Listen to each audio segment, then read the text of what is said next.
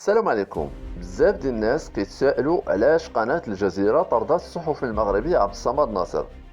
قناة الجزيرة كيف ما كتعرفوها قناة اللي ولات مرتع للقراقلة كيديروا فيها ما بغاو، وفي ضوء هذا الشيء جا طرد الصحفي المغربي.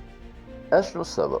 الصحفي عبد الصمد ناصر دار واحد التغريدة في تويتر كيرد فيها على قناة جزائرية رسمية واللي عرضت معلومات خبيثة على المرأة المغربية، وجرد الصحفي المغربي قوي واللي ما تقبلوش مدير الاخبار ديالو في الجزيره واللي هو جزائري الجنسيه. فغيدور حوار بينه وبين عبد الصمد باش انه يحذف التغريده او انه يعدلها على الاقل، لكن عبد الصمد رفض التام وقال بان هادشي حريه تعبير وما كيهمش قناه الجزيره القطريه. فقام مدير الاخبار القرقوري بالطرد ديالو.